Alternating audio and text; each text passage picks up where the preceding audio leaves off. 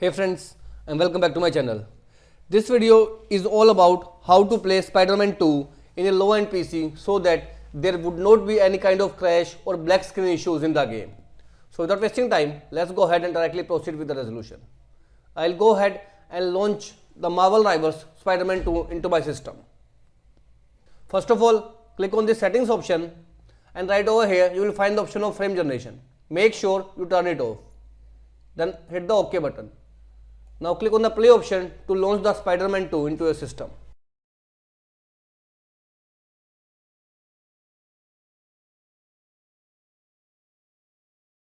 Now from the left pane, click on the option display and graphics.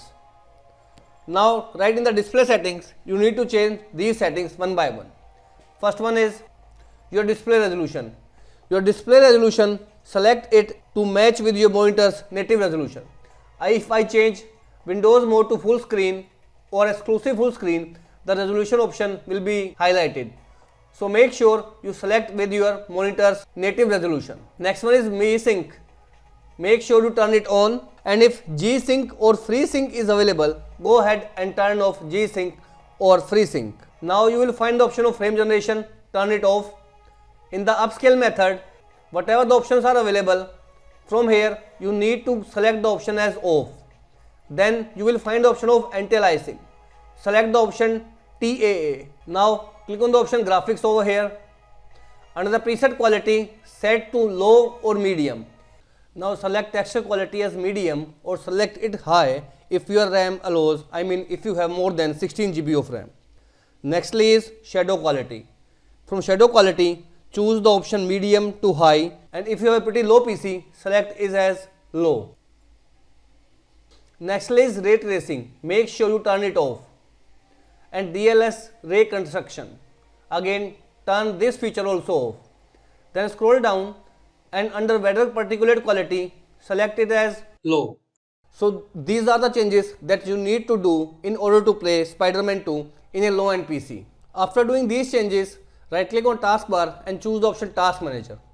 Then under the Processes tab, make sure there are not any other process except the game is running into your system. Make sure to close each and every process except the game. Thirdly is go to the settings menu.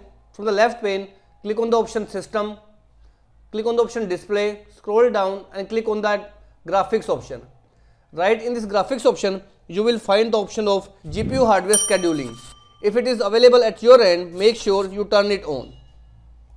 Once you have done these changes, in Steam also you need to perform a simple task.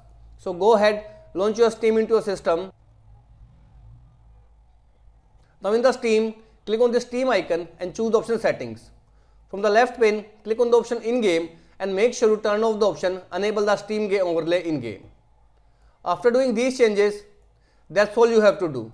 And lastly but not the least is make sure you have the updated graphic drivers for your GPU, else you keep on getting the crashing issues while playing the game. So as of now, this is all about it friends. If this video works out for you, I request you to please click on subscribe button and turn on the bell notification icon to continue receiving updates from my channel. Thank you so much friends. Thank you for watching.